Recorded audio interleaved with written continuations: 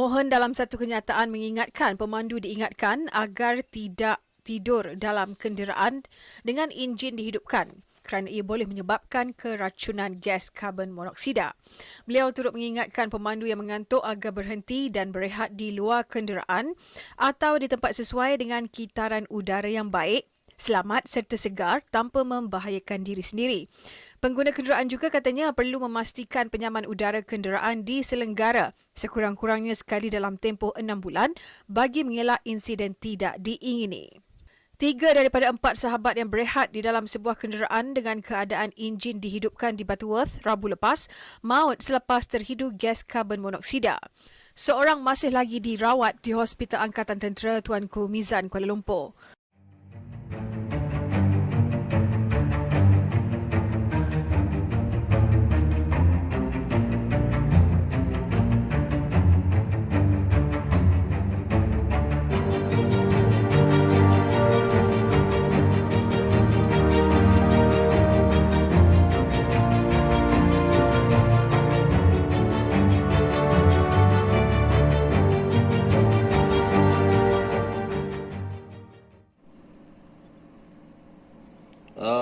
Projek ni adalah projek untuk mengesan karbon dioksida dan asap dalam kenderaan. Yang ni casing utama kami. Dalam casing utama kami ni terdapat smoke detector, carbon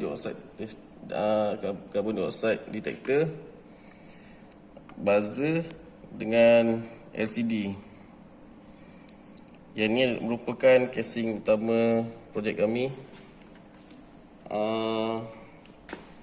Yang ni pula bahagian output. Yang ni diibaratkan macam pintu kereta dan cermin lah. Ini cermin. Sekarang ni cermin di atas, iaitu cermin tutup lah sekarang ni. Okay, sekarang ni kita nak test dia punya sensor lah.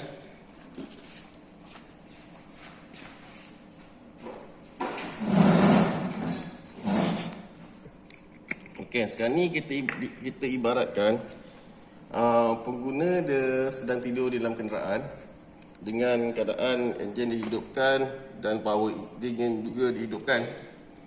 So dia tengah tidur, tiba-tiba terdapat kebocoran asap exhaust. Lalu asap exhaust tu memasuki kenderaan. So kita ibaratkan asap exhaust tu sedang memasuki kenderaan . So nampak sekarang ni apabila CO100 cermin turun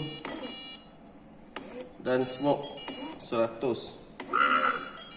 Sekarang ni cermin tengah turun sebab tahap kepekatan CO terlalu tebal di dalam kenderaan.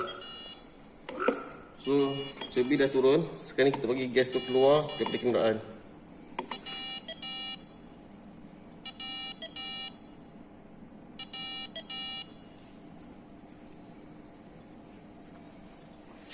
So sekarang gas dioksida sedang keluar dalam kenderaan. So sekarang ni saya nak tunjuk IoT projek kami. Kami memaparkan bacaan CO dan smoke, tapi bacaan ni tak sama dengan bacaan di LCD. LCD kami mapping ke peratus untuk kegunaan pengguna lah, sebab pengguna dia lebih faham dengan peratus berbanding dengan bacaan analog write. Yang di handphone adalah bacaan analog write. So sekarang kita boleh tengok, jikalau analog write 1070, CO lebih kurang 20%. Okey, dan jikalau bacaan smoke sebanyak 1200 di IoT, maka bacaan di LCD adalah 60%. Okey, sekarang ni saya nak tunjuk satu IoT lah, menggunakan phone lah.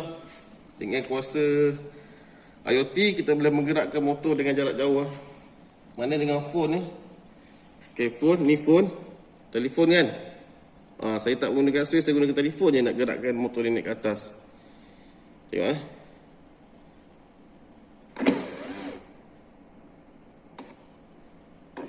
Tengok motor naik atas. cermin naik ke atas semula untuk menutup cermin kenderaan.